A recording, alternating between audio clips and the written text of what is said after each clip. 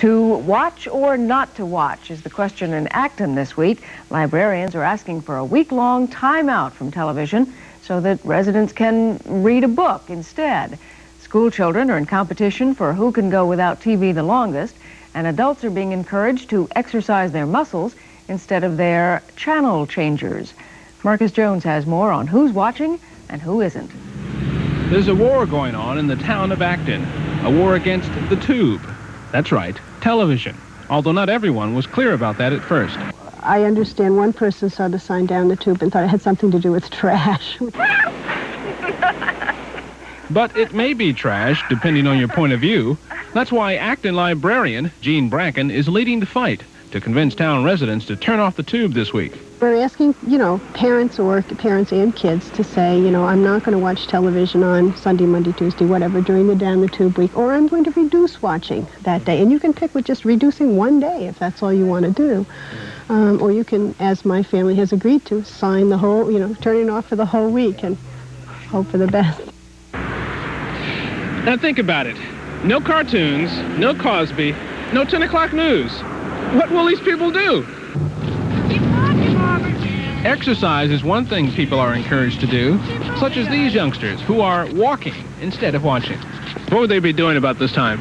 Probably watching Mr. Rogers and Sesame Street. And they're not doing that today. Why?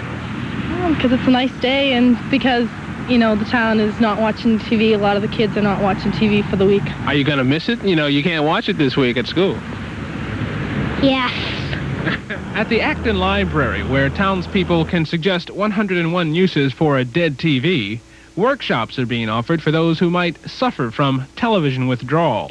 Workshops in storytelling, knitting, and makeup. You don't want to put too much color because you want to look natural. Some kids, by the time they've started kindergarten, have watched 5,000 hours of television, which works out to, about 2.5 working years or something like that. It's a lot of years anyway. I have a child who's starting kindergarten. I also have one who's a bit older, and I'm very concerned that these kids would just as soon watch television as go outside, run around, and play or whatever. And I'm raising couch potatoes.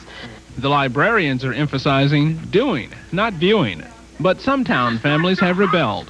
Their reply is, give me television or give me debt, or something like that. You're hooked. Oh, yeah.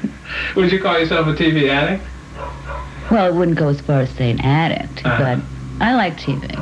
I think now there's a whole lot more on TV that's good for children to be watching than there were many years ago.